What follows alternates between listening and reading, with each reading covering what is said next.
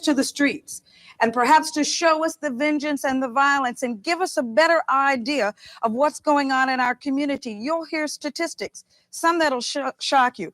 Come and join me as we watch violence in Black America. Blacks on black crime, blacks killing blacks. A nightmare walking, psychopath talking, king of my jungle, just a gangster stalking, living life like a firecracker, quick as my fuse, been dead as a death, back the colors I choose, red or blue, cuz of blood, it just don't matter, sucker died for your life when my shotgun scatters. You don't know me, fool, you disown me, cool. I don't need your assistance, social persistence, any problem I got, I just put my fist in. My life is violent, but violent is life. Peace is a dream, reality is a knife. My colors, my honor, my colors, my all. With my colors upon me, one soldier stands tall. Tell me, what have you left me? What have I got? Last night in cold blood, my young brother got shot. My homeboy got jacked. My mother's on crack. My sister can't work cause her arms show tracks. Madness, insanity, live in profanity. Then some punk claiming they're understanding me. Give me a break. What world do you live in? Death is my set. Guess my religion. There have been more than 100 homicides reported in the District of Columbia since the beginning of 1988. Many of those homicides were drug-related. There are, however, many other factors which characterize some of these killings. 77% of those homicide victims were male. 80% of the homicides occurred between members of the same race. And more than half of the Black homicide victims were killed with handguns. It's a slave mentality mind that has been embedded in those Blacks that kill one another for centuries, and they haven't liberated, freed their minds from that condition. And it's something that you have to change your mind. Those Blacks, we have to, as Blacks that are free mentally, heartfully, have to change their minds so they won't kill one another and get that embedded slave condition out of their minds. If this current trend continues, by the year 2000, urban American environments will be some of the most dangerous places on earth. Here in the district, 2 homicides were actually committed over mere personal possessions, a sweatshirt and a boombox radio. Has the hopelessness turned to rage, and has that rage found an outlet for expression in handguns, especially the Saturday night special? In the inner cities, there are as many people carrying handguns as there are wearing designer brands of jeans and footwear. I don't condone Blacks killing Blacks any more than I condone whites killing whites or any people killing any other people. I think that with regard to the question of Black on Black crime, I feel like it needs to be put in the context of what's happening in the country today, that in fact, the Reagan administration over the last 8 years has had the most serious impact on the Black community. And that when we look at, if we talk about what kind of crimes are happening in the Black community, they're crimes that are related to people not having jobs, folks not having adequate access to health care, any kind of insurance or decent education. Social scientists widely agree the factors that contribute to the disproportionately high figures for Black on Black homicide are many and varied, but these factors alone cannot account for the statistic which follows. Homicide is the leading cause of death for all Black 15 to 24-year-olds, and the rate of death for Black men of this age group is 7 times higher than the overall national rate. Is there a link between youth, guns, drugs, and the violence which seems to be growing at a rate beyond all reason? Or is this just another form of self-inflicted genocidal behavior that may cost us a generation of young Black lives? The fact that there's a disproportionate amount of Black on Black crime is attributed to the fact that Black people have internalized the feeling of inferiority, and they do have poor self-esteem and poor self-image. And when you have self-hate, then you're going to act out toward your own folks. And that is the main factor why we have a disproportionate amount of Black on Black crime, because of the self-hate and the poor self-image and the internalization of an inferiority complex. A form of genocide in Black America, Black on Black crime, a form of self-help or self-hate, we should say. Is that right, Professor Pearson? Do we hate ourselves so much that we're turning on each other because of this hate? No, I don't believe so. I think we're being led to a misconception of some of those figures. We talk about the rate of black on black crime nationally. Black homicides, 92% of them are black on black. But at the same time, white homicides are 88% white on white. So the black on black or the white on white is not abnormal. The number of homicides totally is abnormal. And that's where the problem is, not black on black, not white on white. Do you think it is a design then? And if so,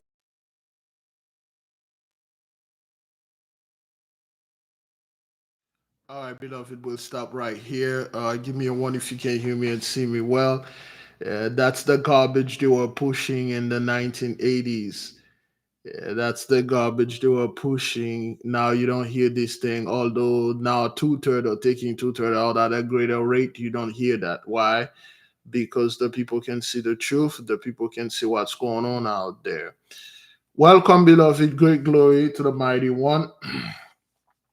And the brother just told them straight up, say, nah, white folks are killing white at at a higher rate. You know, the reason why you see it also because it's the hood. It's mostly black folk living there. If there's a killing, it's gonna be another black man kill another black person. That's all. You know, that's all that is. If you are in a rural area, all you're going to see is the other white people taking white people out. But it's because black people hate themselves and this like that. That's the type of lies you people were telling back then, and then now there's the tune change.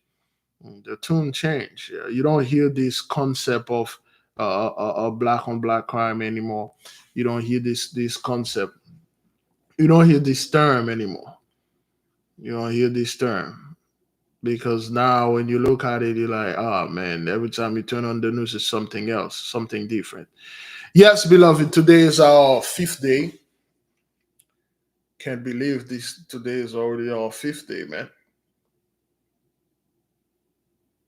Today is day 5 in our fast, and we have 35 days to go.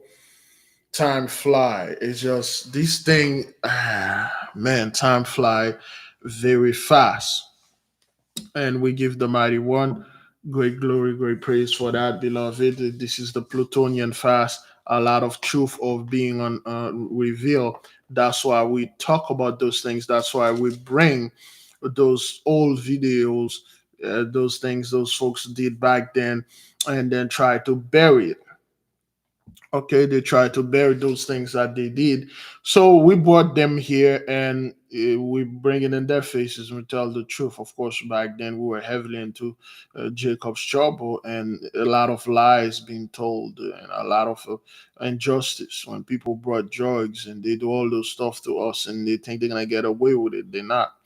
You can't get away with it. You can't do all those nonsense, all those atrocities, and expect it to be rewarded with the rapture and go to heaven or paradise and just enjoy life, another blessing for a second time. It doesn't work like this, okay?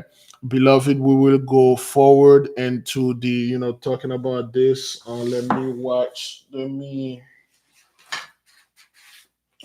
Let me write down my blood pressure for today. Well, it's 122 over 95. I'm not quite sure, but it was 122. I gotta look at it again.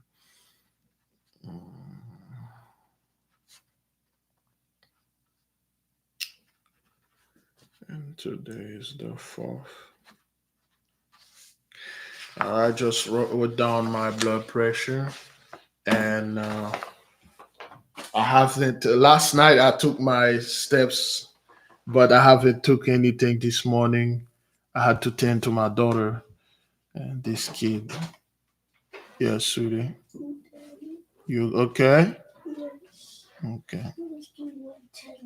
Oh, okay, just get your teddy bear. Okay. So I had to work last night and great. And I had my 5,000 step made. So everybody got their steps and the blood pressure. No sugar, man. They had heat sugar yesterday. No sugar. Okay, sweetie. Say hello. Mm.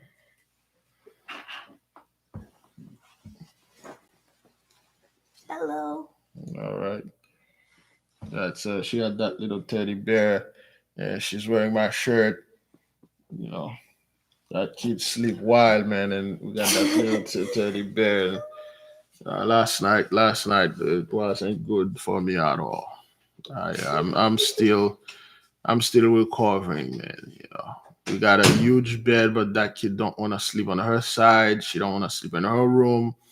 She's reverted back when she was like 3 years old, and she just like becoming attaching to me like so much. You know, it's just and she got the bunch of teddy bears and fluffy the animals she keep bringing in the bed. I'm like, yeah, what is it? What daddy can sleep with, and those things all really hard. Every time I'm turning, I'm laying on some kind of bear thing or like some kind of some stuff animal. I don't know. That's my daughter. Yeah, she oh boy, that kid is a handful. But anyway, so and now she keep going on a walk with me. Yes, she's going fast, very fast, man. She was just a little girl, yay high. Now she's turning into a grown woman, and yeah, she's getting very tall, and she's asking daddy for a bunch of things. Yeah, and last night I was like trying to fall asleep. I'm like, man, I miss when she was 1 year old. I just could pick her up and then put her in a corner. Nah, I can't. I can't. Oh man, it just show you that life it's at the speed this thing is happening. But anyway, it just show you the speed how things just happening, you know. And I'm like, yeah. In my head, I'm like, I really like when she was like 1 2, she couldn't talk, you know, she was just making baby nose and being silent, and you put some SpongeBob. Now she got commentary, she have to explain things to you, and it's taking forever.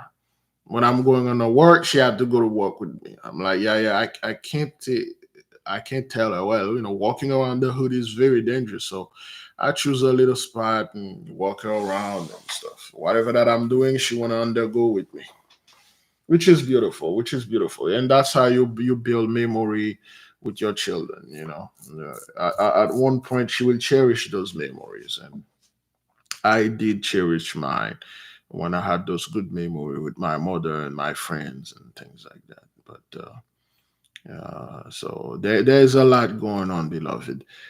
Then again, like I was talking about, brethren, did you take your blood pressure? Some of you already did a few steps. I have not yet.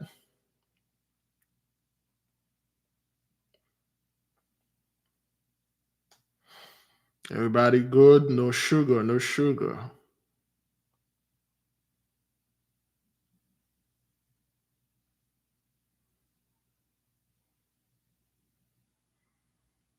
Okay, a couple people have not take their blood pressure yet. I guess it's still early where I'm at.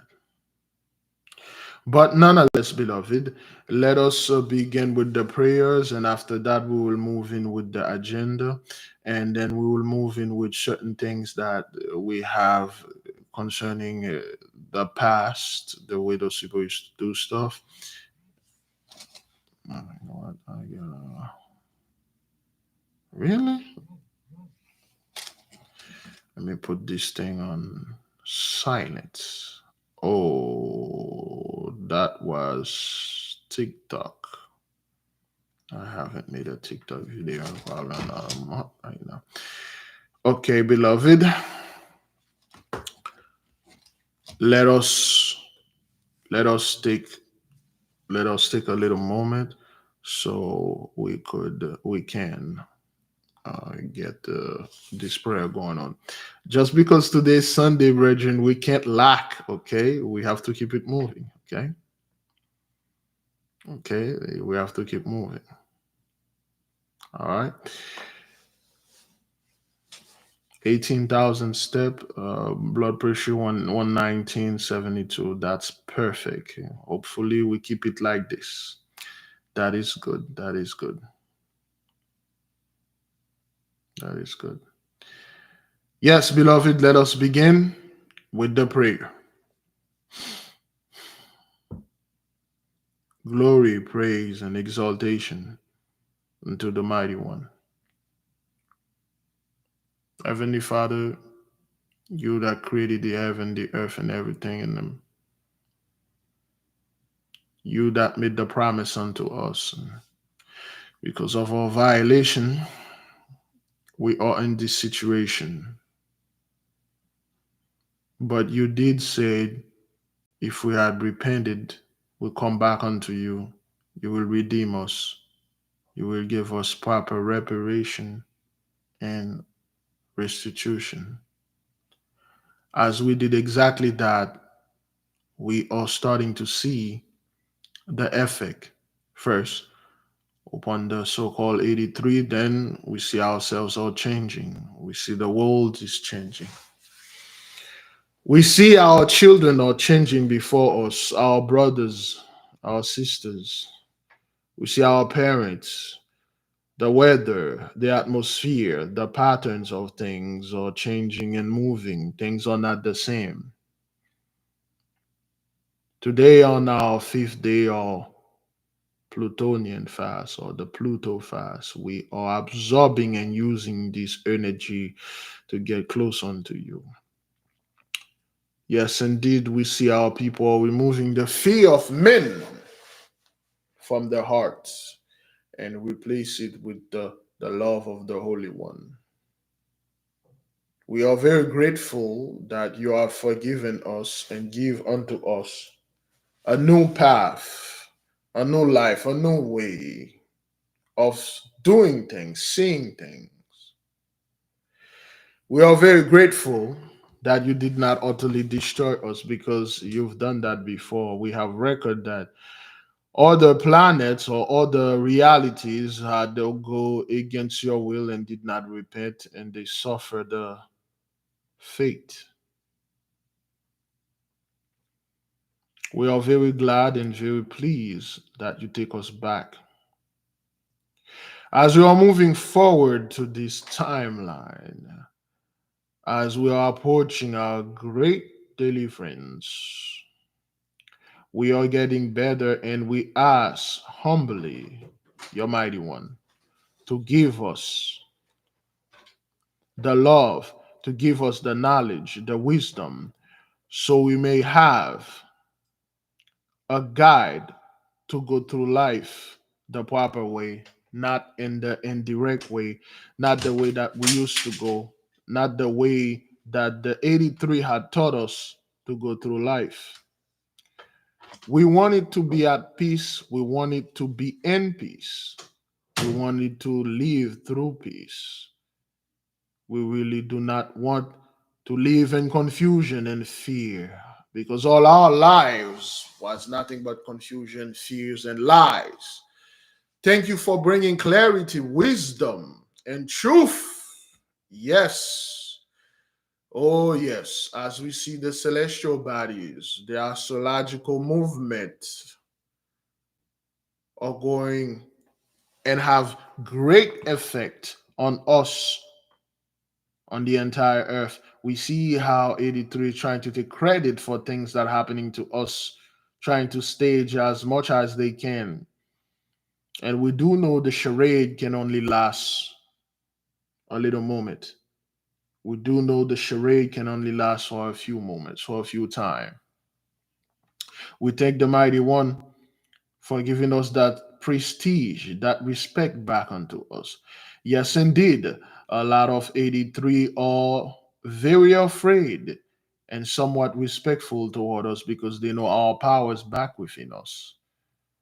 And we thank the Holy One. Yes, a lot of distraction. Yes, a lot of decoy. Yes, a lot of nonsense and gossip going around. But we are focused, fixed, and concentrated upon the Mighty One's power. We all about our power. We discuss and our power. We discuss the path, we discuss the possibilities of us using our powers, do things for ourselves. And we do know when we do those things, that's not where it's going to stop.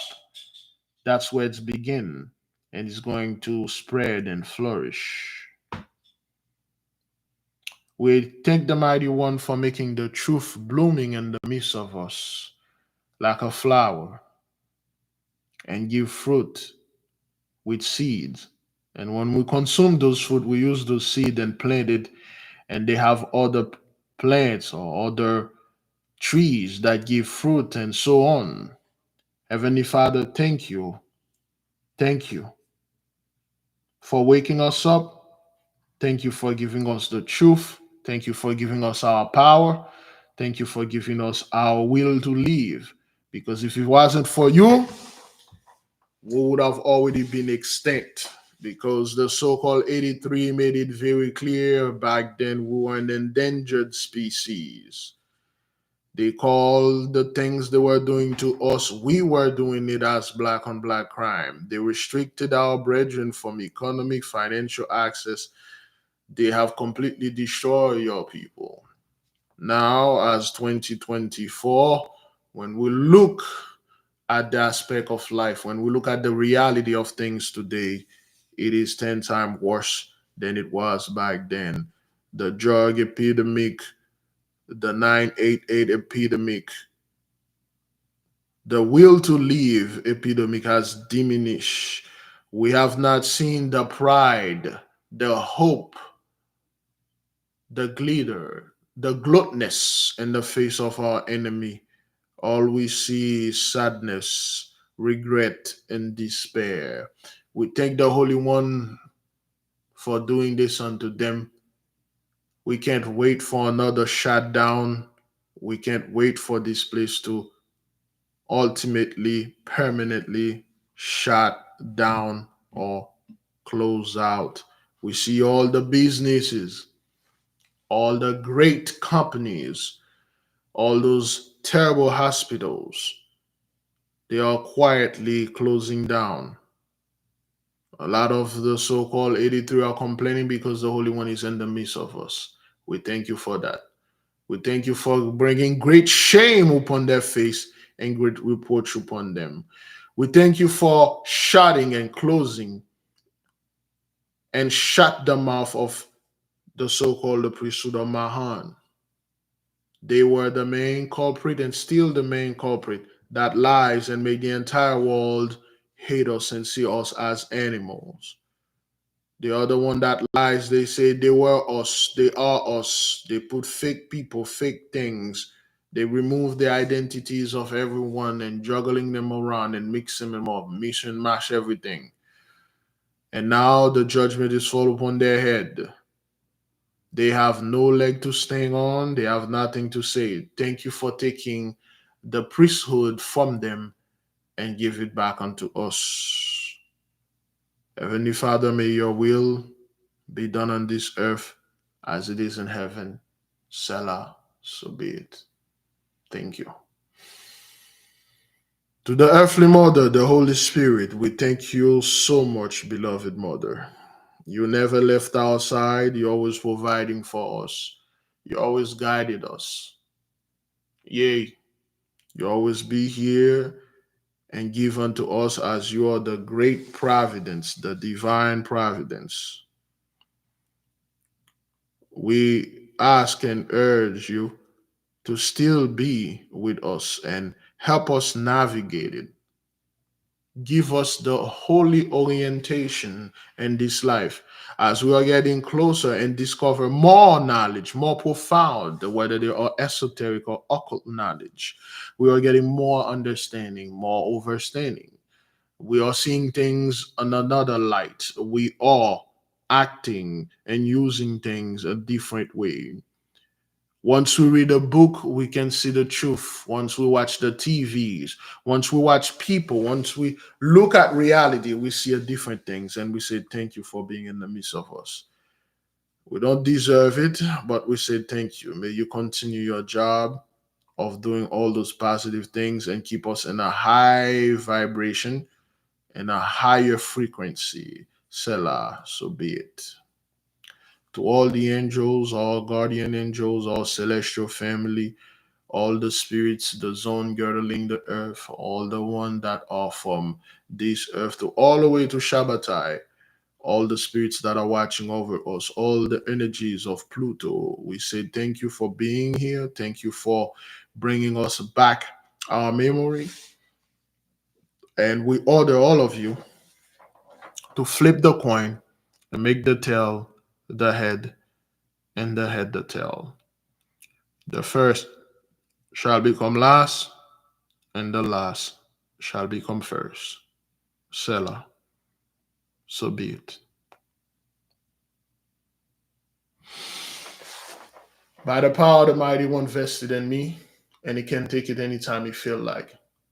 I leave all of you in peace, great health, great wealth, great abundance. Selah, so be it. Thank you, beloved brothers and sisters, for joining us, all the moderators and the families and the people. Thank you for being in the midst of us. Thank you for helping us pray and lending us your energy. It's not an easy thing, beloved, okay? People think what we are doing, it's easy. It's not easy. And it's not a thing that anyone can do it with low energy or even low vibration. It doesn't work like that. It's very hard to do. It takes a lot of time, a lot of concentration, a hell of a lot of more energy. You may not feel it now, but throughout the year, you will feel the energy either be draining from you or being replaced. This is a very serious business. It's not us going around here and then leaping around and do all this nonsense. This thing is very serious, okay? It takes time, discipline, okay? This is very, very serious. And I appreciate all of you that come and support and lend me some strength and help us to do this thing. Like I said before, whatever that you see that being accomplished in the midst of the nation, it's the strength of the Holy One with the corporation and unity of the nation. It's because of your obedience, okay, your humility, that we are, whatever that we are doing and talking about, it's the reason why I see it being feasible. It's because our people are getting together. We are listening. We are not distracting. We are not out there doing nonsense and stuff. And that's why this thing is working. Now, beloved, let's move toward our agenda. Now, beloved, just as a friendly reminder for the people that have their steps to make the 2500 step, and some of you already accomplished that. We urge you to take your blood pressure and monitoring it. And we have reinstated the Thursday fasting, although today is a Shemesh, which is Sunday the 4th. Is that what that is? Yeah, Sunday the 4th of February. And we reinstated, even after the fast, we will still going on. Again, beloved, no sugar, processed sugar. Yes, it is very hard.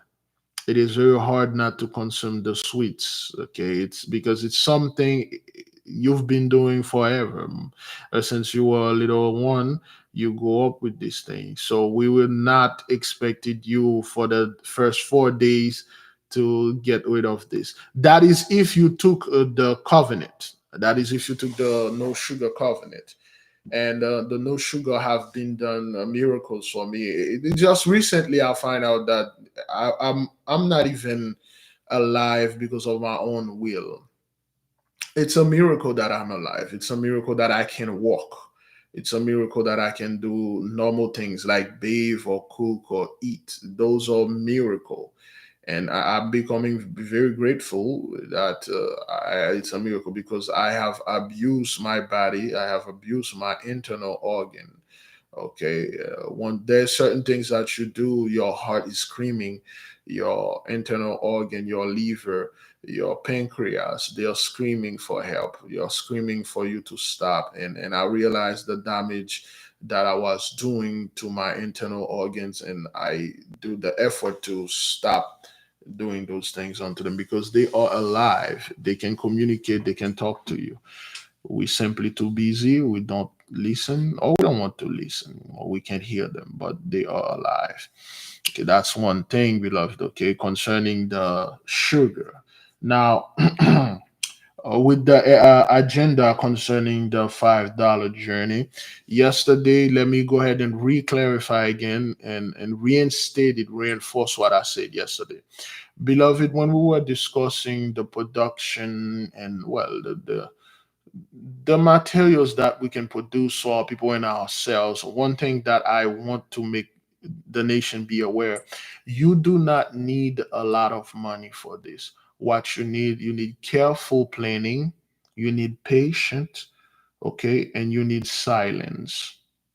A lot of you might think it's a good idea to come up with this good idea and tell a family member or friends or somebody else. They will shut it down.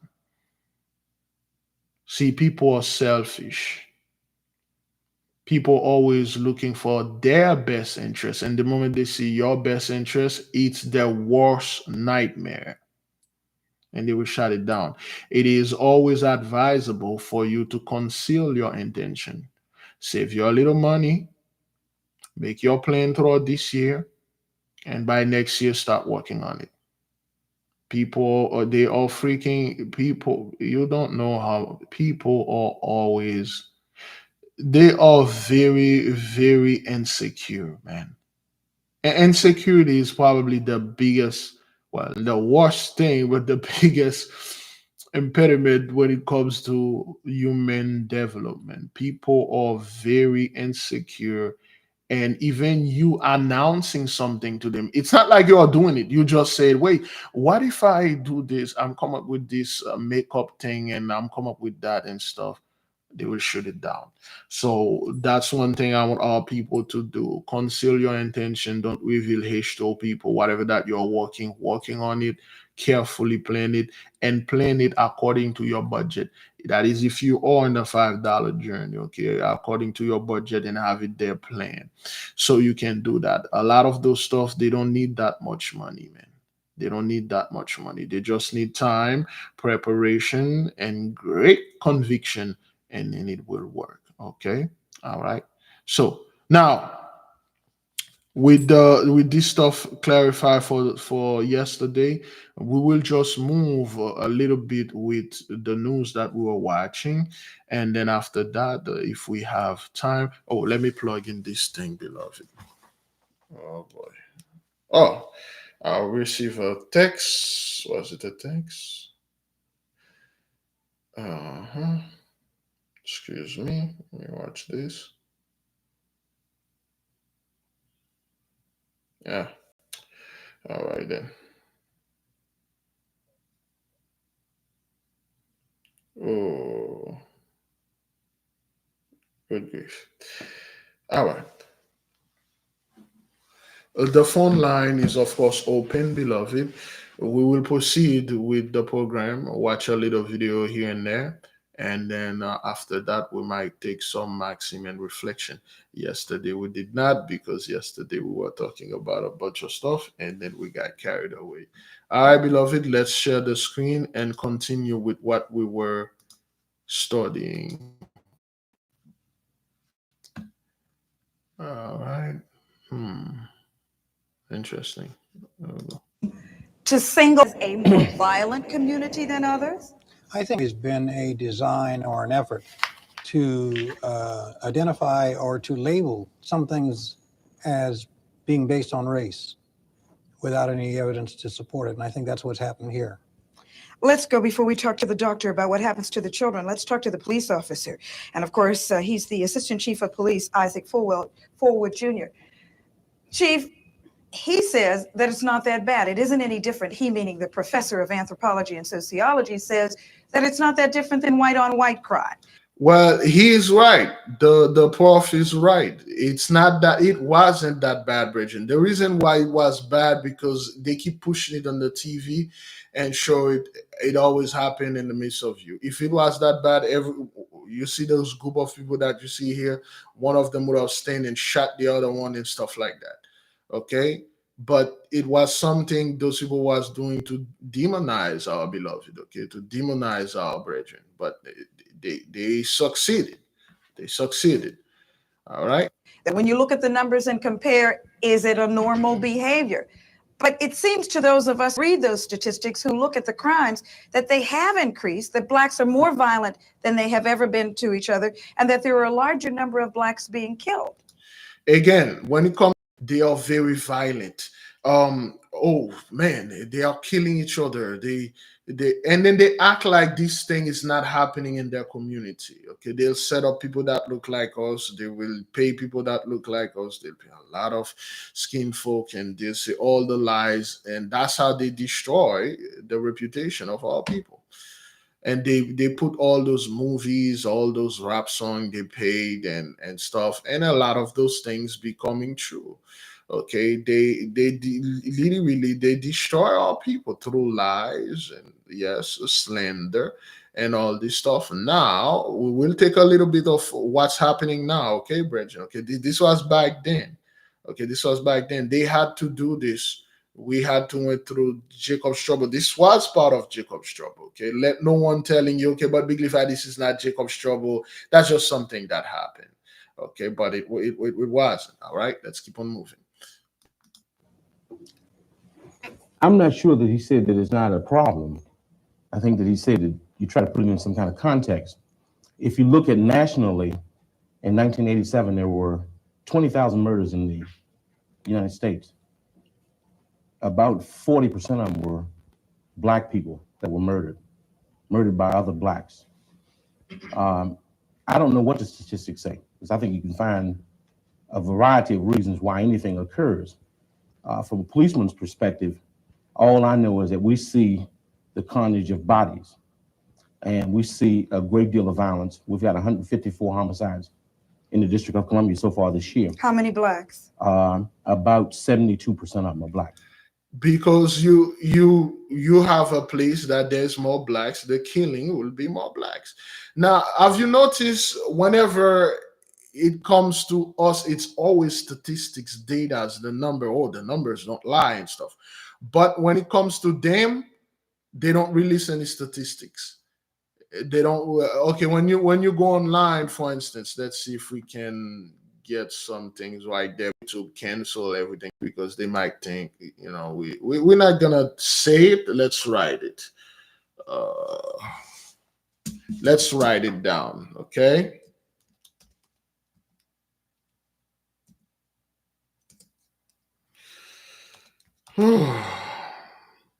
Okay, why this thing keep write me in Spanish? Oh, okay, well, oh yeah, I was studying something and French. That's okay. Okay, so I believe we have the drug overdose death rates. All right. Okay. All right, so let's just see what they are saying here, okay? Let's see what the statistics are saying these days. The National Center for Health Statistics, disease and stuff. Okay. All right, well, okay, that's the statistics. Figure 1, national involving number all ages by gender 1999 to 2021. Now you can see from 1999, beloved, okay, the total, it's blue, okay, female and male. Now they don't say blacks, black male, black female, or black people, others. They just give it male and female. Everybody is included in there. Everyone is in there. It's all about all of us. We need to come together. It's not a black on black crime. It's not a drug crime. It's all of us. Now, from 1990, 1999, you can see this thing is rising. It's rising. It's rising. It's every year. It doesn't go down. It's rising, rising, rising, rising, rising. Oh, in 2018, somewhat it went now. 2019, the moment 2019 done, look at the jump here. The jump go from 70 to 91, and this is 2020, 106,000. We are in 2024. They haven't said anything yet. They give you well, you may not be able to see it. They only, let me see if I can go a little bit down, because this thing right here. Okay, that's the 2021 they stopped. That's like 3 years. They withhold 3 years of information. All right, let's go for number of all ages. All right. Okay, synthetics. Look at this spike here in 2020. Look at this spike. This is synthetic opioids, other than methadone, primarily fentanyl. Look at this thing. Okay. Now, you don't see marijuana is in any of that. Okay. You don't see marijuana is any of that. But they don't release anything by race anymore. Let me see. Let me see if they have race among all ages, still ages. Let me see if I can find race. See the word race? Zero. There are 0 results for the word race. You can't find race in there because they took it out, because now they know they are the primary target and this thing, and there's nothing in there. You know, there's nothing in there. They don't say it like, who are those people? You know what? Let's just see if we can get it like this, by race. Is somebody at the door? I can hear someone. No, it's not. Okay, let's see this one. Okay, well, what the, oh, man, I despise those things.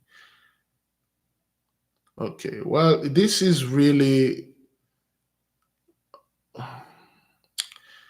okay, they put it that way. Alabama, I don't know if you guys can see this. Let's read the statistics, okay? All right, let's read the statistics by race now. Alabama, 981 total, 719 white, 243 black, 11 Hispanic. Alaska, 200 overall, 201 total, okay? 104 white, black not available because there's nothing, it's 0, okay? Arizona, all right, 2,000 total, whites 1,023, black 149, Hispanic 638, which is another group of whites, all right? Arkansas, okay, the total 386, whites 316, black 57. California, 7,181. How many white folks? 3,642. Black people, 788. All right. And then Hispanic, 2,199. If you look at the numbers, white and blacks and stuff, for instance, this one, District of Columbia, the 348, because there's more black over there, 25 whites and 312 blacks. Okay. All right. Florida, you know, Florida is in the mist. 5,940 white, 4,380. Okay, that's in Florida. White 600. Can the people see this? See, they will not bring those statistics. They will not talk about them. They will not have TV show where people are saying, well, there's something wrong with the white man. Why is he going around shooting, killing people and doing so much drug? White people are killing themselves with drugs at a record record date. They did start it pre-2020. Somewhere around 2017, 2018, they were talking about the opioid crisis. They quickly they abolished this thing. They quickly abolish it. They don't talk about that anymore. If you're gonna talk about this is an aspect that everyone, we are all victim now. We are all victim. We are all part of this. You know, I overdose, you overdose. Let's conjugate it this. I overdose, you overdose, he, she overdose, he, they overdose, we overdose together. That's what that is now, friend.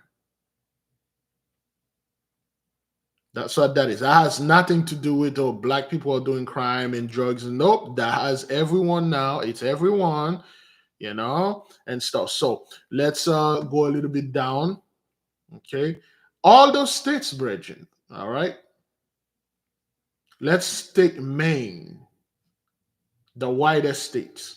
Okay. In Maine, you got 547 overdose deaths.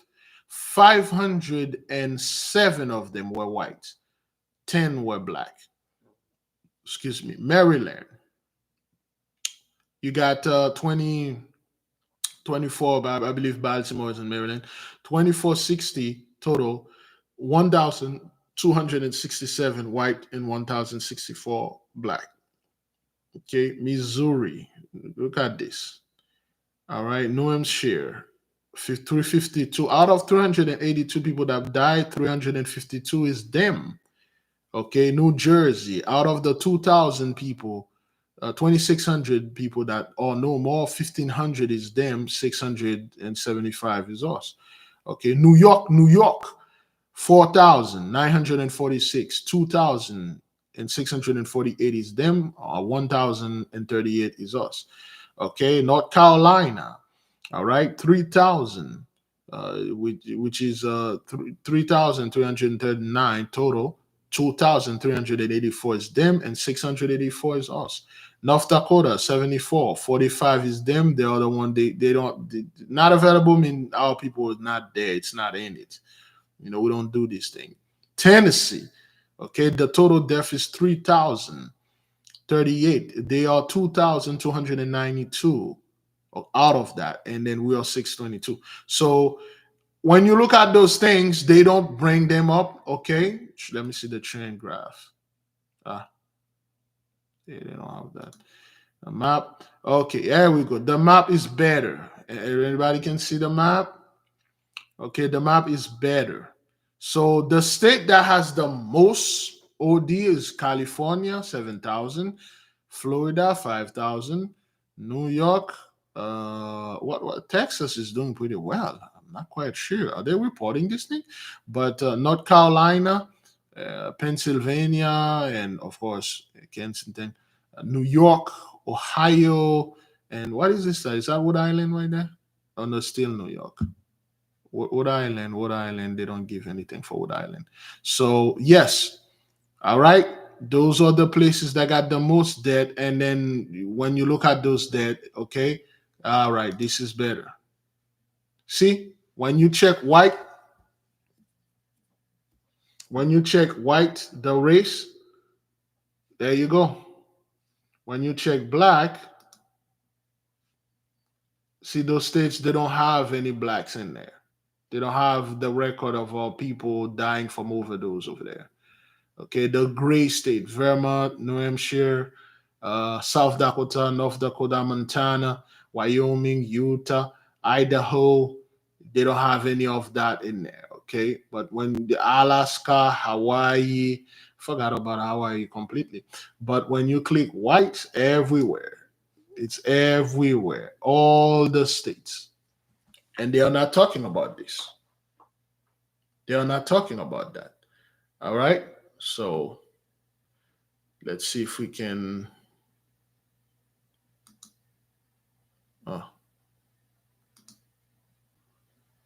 Let's see if we can move. We're gonna take probably. We're gonna take. Wow. We're going to take a minute.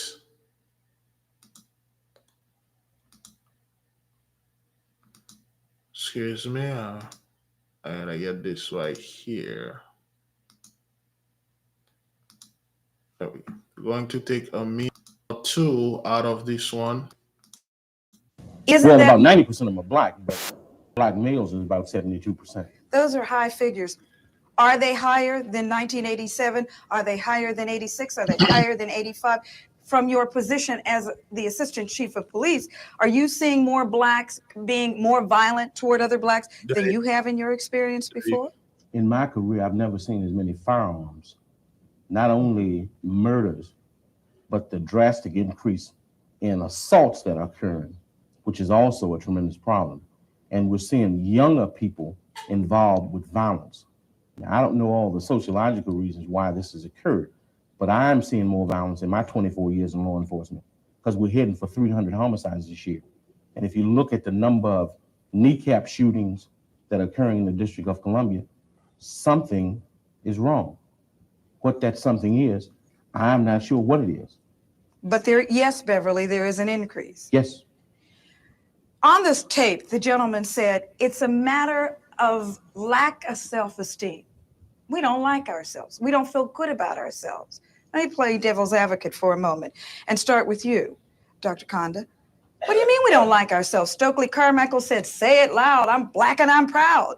We were feeling good about ourselves. We wore dashikis, we had our afros. What happened? Yeah. I think that the problem of not liking ourselves is not a black problem per se. When we look at all the children who are being victimized, and particularly children who are being victimized by their caretakers, their parents, we find that a number of parents who are abusing their children will abuse themselves. And as a result of their own victimization, they never like themselves. They don't know, if you want to say, how to act toward their children.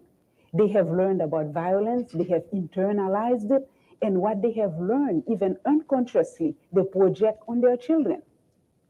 So that it is inbred, the behavior that is. Yes, but it's not specifically it's not specific to a particular group. So it is not a black problem. No, it's a human problem. Now, wait a minute, folks. If you disagree or agree, raise your hand. I know how to come and get you, okay? And by the way, folks, for those of you out in the audience, if you want to get involved, we have a telephone number.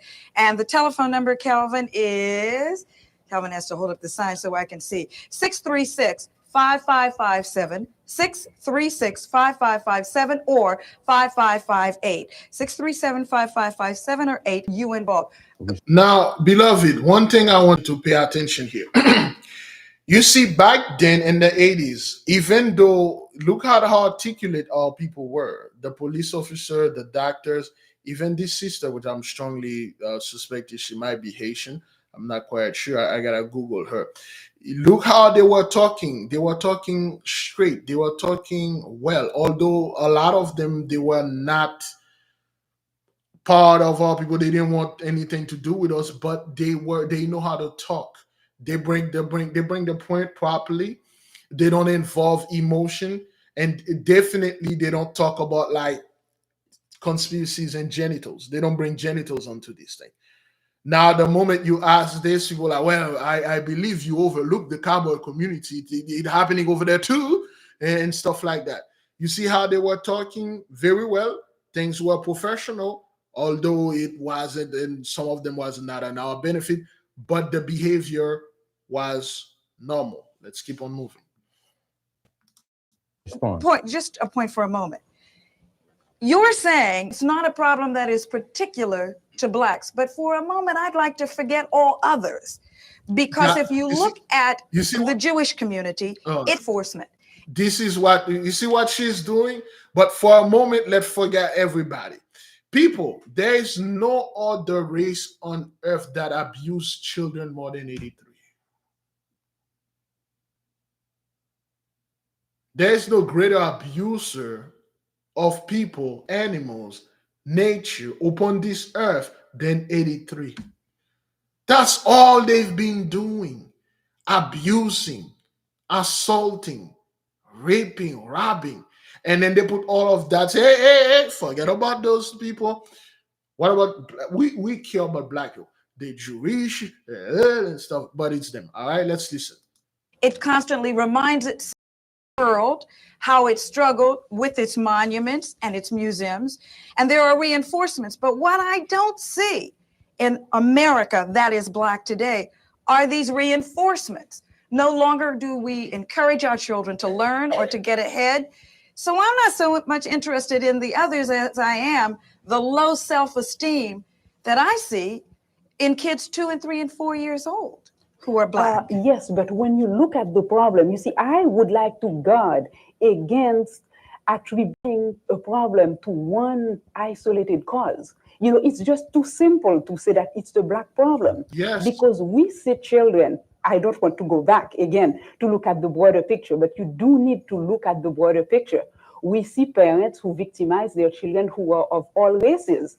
And when we attempt to treat them, those families, we don't treat them as a Black family, as a white family, or a Hispanic family. The illness is the same. Right. We try to take care of the problem that's affecting that family unit. Chief? Well, I think we need to make sure that we keep this thing in some kind of context. Most Black people don't go out and murder each other. Most Black people don't get arrested.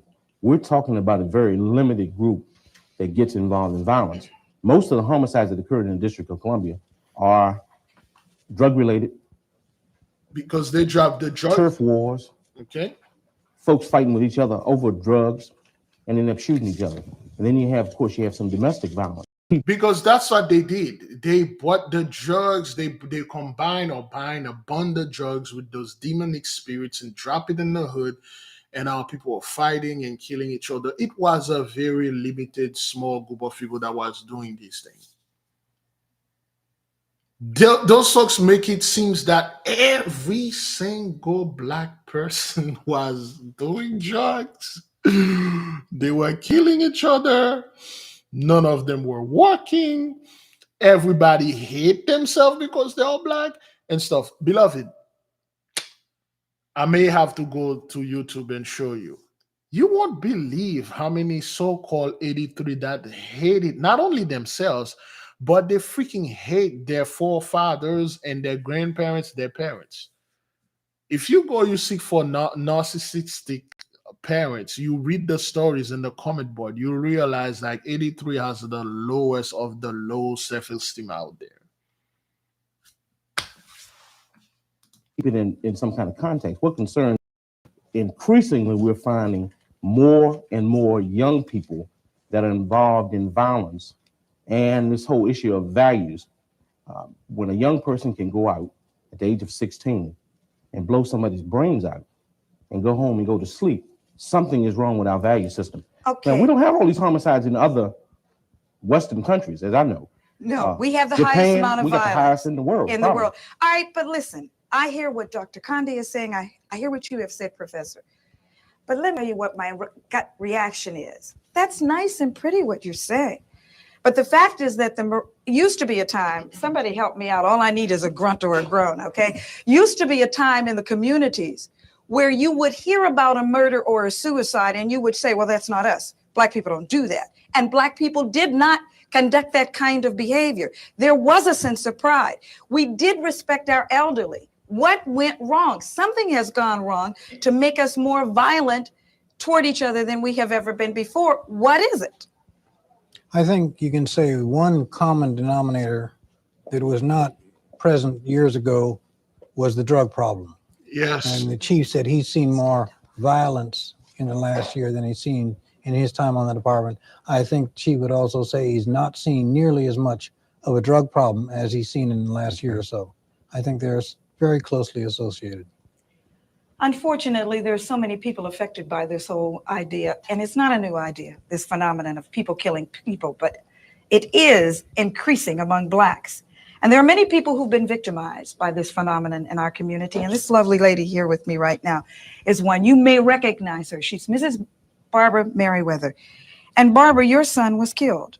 Yes, he was. How? Remind us. He was killed December the 11th, going to school with his radio, which they call a boom box. Were the young men who killed him on drugs? Well, as far as we know, They weren't. Was your son on drugs? No, he wasn't. Had they had an altercation before? Were they friends? Were they enemies? No, they never had an altercation. They weren't friends. They weren't enemies. In fact, didn't but one boy knew him because he was in his classroom, but he didn't know him that well. Just saw him in the classroom. How do you explain that, experts? Or can you? No. No drug. See, that's frightening though, isn't it? Shouldn't that frighten us that you're the experts and you can't? Why a young black man would kill another young black man for a radio? Okay, for radio, well, one, he wants to steal the radio. Can you imagine now a white man, a young white man, get into his classroom with the AK-47 and kill 14 other people over what? Over what? When you ask them, well, they were talking about me, things that are in their mind. Or they were bullying me. When you make the interview with those, they don't, this guy was invisible in the class. Yet he went around and killed all those people. Can you explain this? But when, as an expert, Biglevi, you have to understand this is not about that white boy. It's about guns. You know, it's about guns. You know, guns are the problem in this country. You know, we need to ban guns because guns are so bad. Guns are going around in classroom and taking children out. The guns are going around in supermarket and taking children out. You know, I'm an expert and I'm telling you the problem is not those people, it's gun. This is the type of garbage, okay, they were feeding our people. This is the type of things they were doing back then, okay? This is the type of garbage. And then now this stuff came back on them.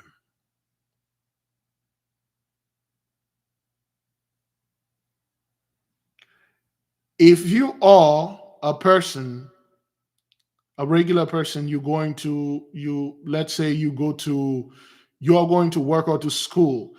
Apple just released one of those visual thing, virtual VR, whatever, I don't know, those expensive Apple, whatever vision thing, glasses you put in your face.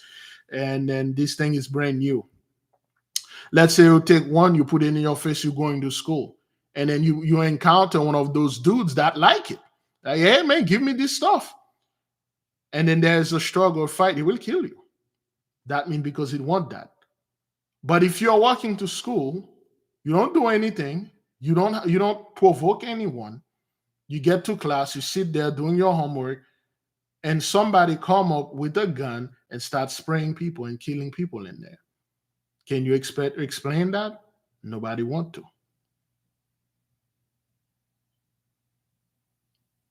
Because the curses is in the midst of you people.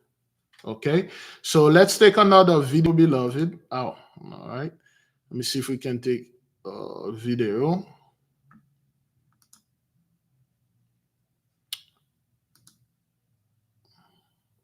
All right, let's take a video right here. Let me see. All right, let's listen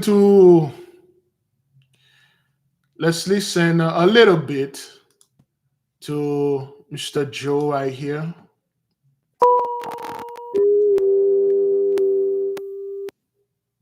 Then will come a Democratic response by office that I felt an issue was so important, so threatening, that it warranted talking directly with you, the American people. All of us agree that the gravest domestic threat facing our nation today is drugs. Strained our faith in our system of justice.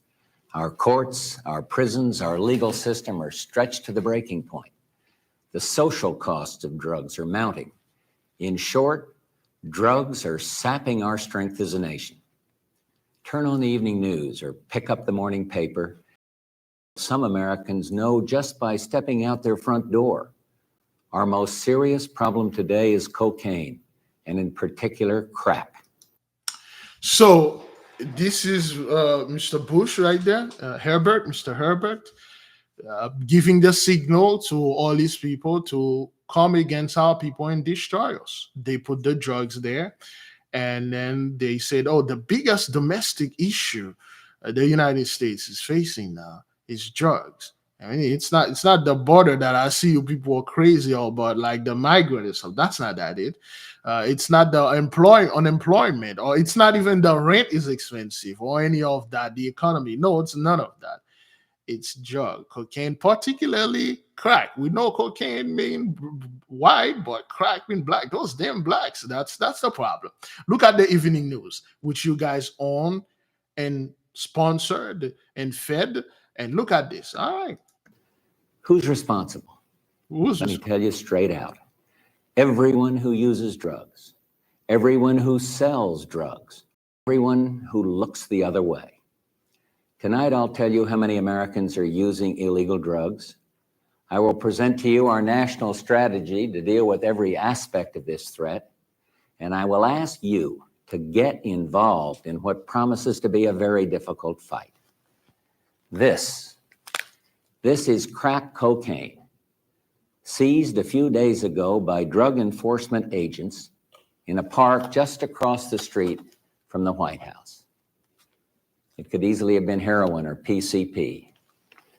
It's as innocent looking as candy, but it's turning our cities into battle zones, and it's murdering children.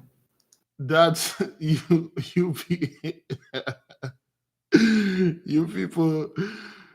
The DA did not seize this, man. You guys have the crack in there. That's a nice stash over there. That can last you a few hours when it comes to those are personal things those guys have. They do a lot of drugs, Bridget. And those guys, a lot of those presidents, they die overdose, okay? A lot of people don't know that, but they do die overdose, okay? This is personal. How'd you get cracking? Didn't this dude supposed to be arrested? You possess this massive amount of crack. But anyway. Let there be no mistake. This stuff is poison. Yeah, poison. Some used to. You could have thrown it in the trash, but you put it right back when you put it right back where you fought it. To call drugs harmless records. They're not. Drugs are a real and terribly dangerous threat to our neighborhoods, our friends, and our families. No one among us is out of harm's way. When 4-year-olds play in playgrounds strewn with discarded hypodermic needles and crack vials, it breaks my heart. When cocaine, one of the most deadly and addictive illegal drugs, is available to school kids, it's an outrage. And when hundreds of thousands of babies are born each year to mothers who use drugs, premature babies, born desperately sick, and even the most defenseless among us are at risk. These are the tragedies behind the statistics, but the numbers also have quite a story to tell. Let me share with you the results of the recently completed household survey of the National Institute on Drug Abuse. It compares recent drug use to 3 years ago. It tells us some good news and some very bad news. First, the good. As you can see in the chart, in 1985, the government estimated that 23 million Americans were using drugs on a current basis. That is, at least once in the preceding month. Last year, that number fell by more than a third. That means almost 9 million fewer Americans are casual drug users. Good news. Because we changed our national attitude toward drugs, casual drug use has declined. We have many to thank. Our brave law enforcement officers, religious leaders, teachers, community activists, and leaders of business and labor. We should also thank the media for their exhaustive news and editorial coverage, and for their airtime and space for anti-drug messages. And finally, I want to thank President and Mrs. Reagan for their leadership.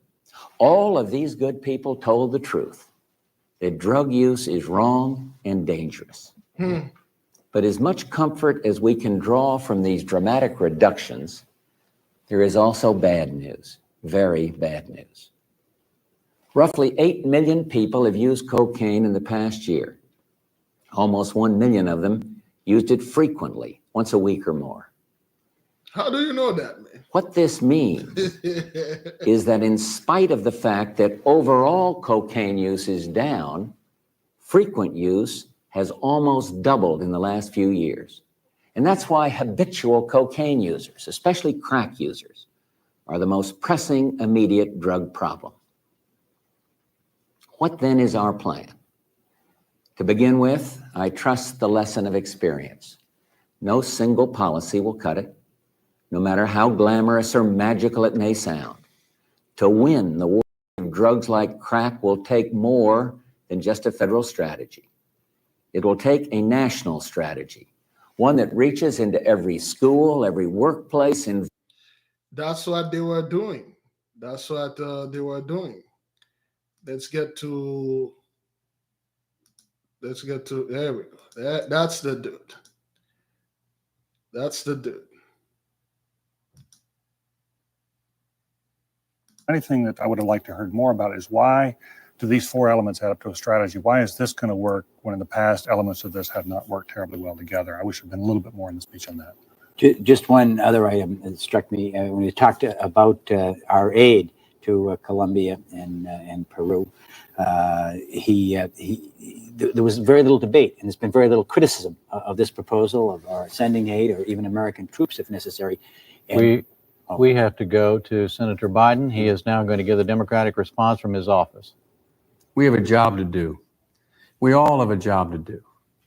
We speak with great concern about the drug problem in America today, but we fail to appreciate or address it for what it really is, the number one threat to our national security.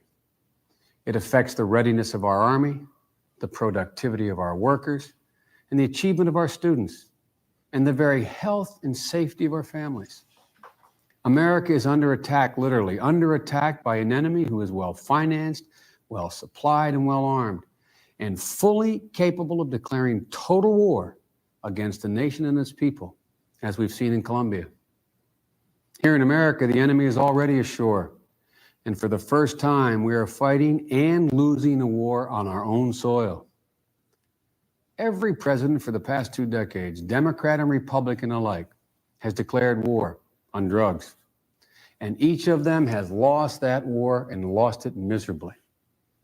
They lost because they attempted to deal with only part of the drug problem. They lost because their initiatives were pulled apart by bureaucratic squabbling among their advisors. They lost because they always did too little and they did it too late. That's why the Democrats and Republicans in the Congress got together last year to write the law that required the president to give us a national drug strategy. The one you heard tonight, you heard him deliver it. We don't oppose the president's plan. All we want to do is strengthen it. We don't doubt his resolve. All we want to do is stiffen it. The trouble is that the president's proposals are not big enough to deal with the problem. His rhetoric isn't matched by the resources we need to get the job done. Quite frankly, the president's plan's not tough enough, bold enough, or imaginative enough to meet the crisis at hand. It's not tough enough. We need to be tough. We need to get tough, man. Go after those guys, and that's when Joe was talking about the crime bill. He was introducing the crime bill. That's when in 1994 devastated our people. 3 strike you out. He was the guy that came up with this, and now he's president. And then that's why you see California is blaming Governor Newsom because of Target closing down, which has nothing to do with theft, because Target was doing very bad. The blessing was over. And the reason why you don't see they arrest those people in Oregon and things like that, they don't arrest people the way they used to in the 90s, because now it is all them. That's what it is, okay? If you had a child in your family, I doubt whether you'd call a family meeting to discuss what percentage of the family budget you were willing to spend to make him well. You wouldn't say that we can't afford to spend more than a penny out of every dollar the family has to cure the child. But that's exactly what the president would have us do. Spend one penny out of every tax dollar to fight drugs. The Defense Department spends $300 billion a year to prepare for a war we hope we'll never have to fight. But the president says he wants to spend only $8 billion next year on a war we're already fighting and we're losing. The president says he wants to wage a war on drugs, but if that's true, What we need is another D-Day, not another Vietnam, not another limited war fought on the cheap and destined for stalemate and human tragedy. Now, I'm going to point out some specific things, 6 of them, that we find inadequate about the president's plan. I think the president has to join us in making a significantly greater commitment to these 6 areas to stem the rising tide of violence in America. And that's what it is, violence. First, we have to join together to ensure that drug dealers are punished swiftly, surely, and severely. All right. In line with what the president is after. This is what Joe said, man. We're gonna have to get those guys and cut them and punish them severely, fastly. Now they don't do that. Now the moment they caught a white drug dealer, well, when we have to look at the phenomenon, the aspect of the methodology of the parents and the effort that was made to Hunter this thing. And this is the guy, his son, Hunter Biden. I'm not going to go into this because it's going to get too political. This is what he was doing. And while he was doing this thing, Bridget, his son was in the background doing all those things. You think that fellow Hunter Biden started this thing like recently? He been doing this thing with his father, with Clinton, with all those guys, all the Republican and all those whatever those. Now your son on TV doing these things live, do all sort of things. Did you caught him? Did you swiftly convicted them and all that? You see how that thing backfired on those people badly. This thing backfired on them badly.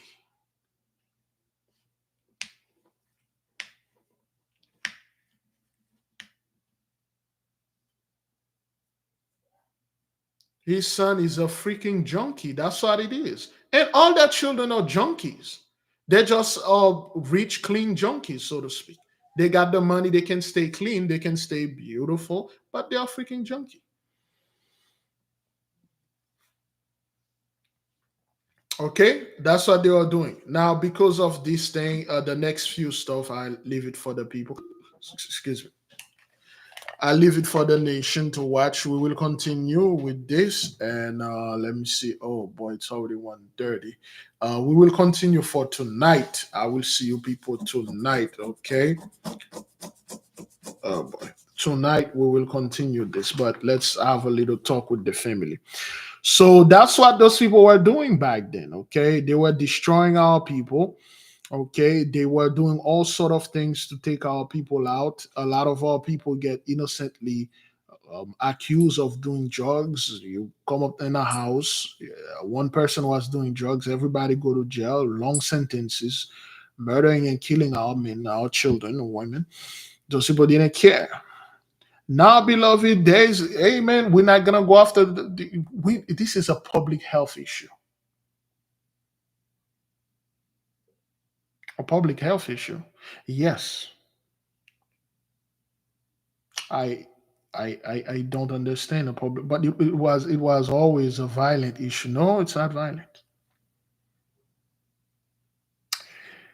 There is a video of a Texan mother who found her 14-year-old son cold. Everything was caught on camera. He was no more, and the mother screamed. Somebody gave him a pill. He didn't know what he was taking. No, those junkie kids, they know what they are taking. They know it. And the drug dealers warn them. They say, hey, man, this thing is pretty tough, man. It's very rough and it's very potent. Be careful with this. I don't care, man. I'm good. I've done this before. Okay.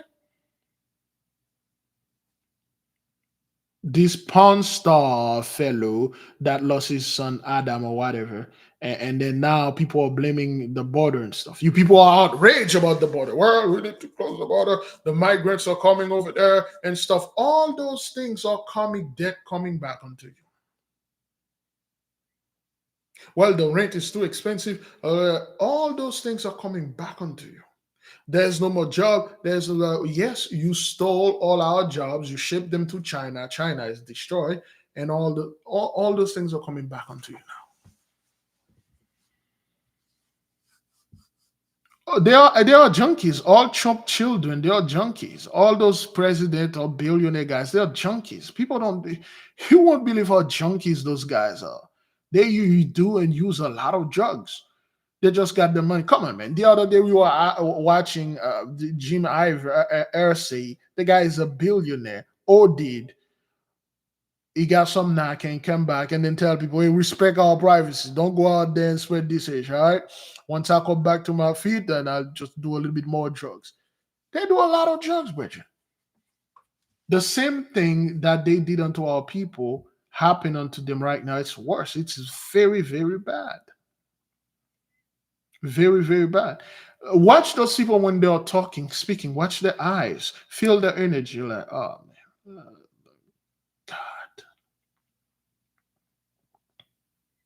That's what happened, Bridget. And again, beloved, I'm not making this up. I'm not making this as a form of, well, Big Levi, are you doing this because you are lying? You use AI to make these videos. That's not what that is, friend. All those things that you see, it happened.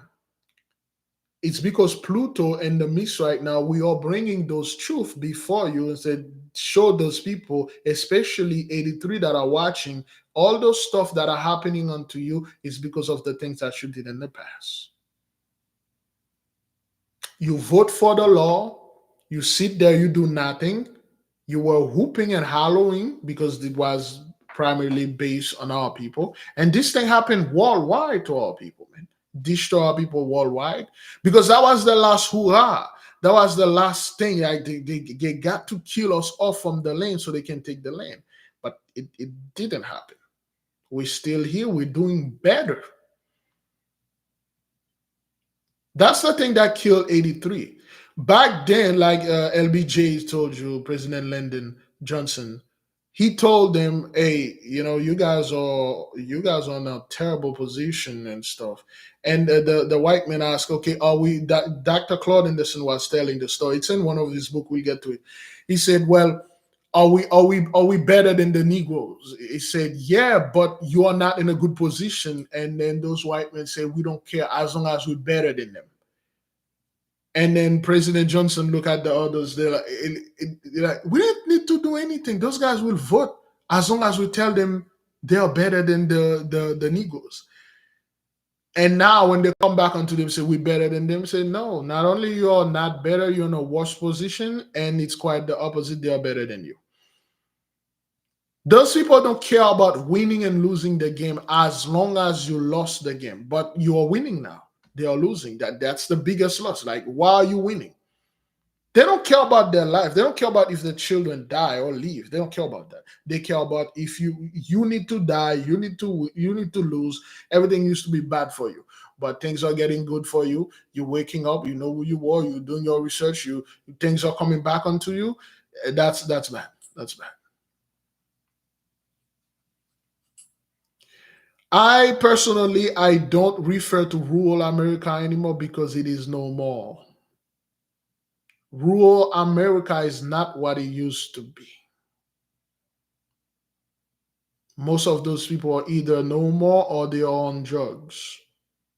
Death of despair, because they literally did this to themselves. Those people could not be well enough alone just seeing us eating. They want to eat everything and see us starve to death. Now you put yourself in a position that damn if you do, damn if you don't. You leave drugs, you know more. You stay on drugs, you know more because it's too late. You've done too much. You destroy our people. And Reagan's speech, he said, I would like to thank those brave law enforcement and the religious leaders. Why? Because those people are very proud of the white Jesus. When it was working, they're very proud of it. They were very proud. Well, I don't do drugs. My family don't do drugs because we believe in Jesus. We are Christians and Jesus, evangelical Christian and stuff. Now you got the pastors or ODing, the parishioners or ODing and being no more. They love the fake and backwarded nonsense when it comes to religion when the blessing was there, when it was working. Suddenly now, hey man, I don't know about it, man. Jesus is not stopping the OD in my race and stuff. I mean, we believe in the guy. I give him a lot of money. Recently, I saw Jesus. He was crip walking on YouTube, but there's nothing else he can do. They were very proud when things were working for them. Now there's a despair. And this is what you people get because you guys done a lot. That is, beloved, this is what we brought here. Those are things of memories. Those are things that we can bring back. Can you imagine if we have an ability to what quote unquote what those people were doing chattel slavery on video? Can you imagine we could just go pull things that they were doing the Inquisition and put it right in their face, just like they were talking very proud, like Joe Biden and all that? Cookie? Yes. You all right? Yes. You hungry? Yes. All right, Daddy gonna make a little something for you.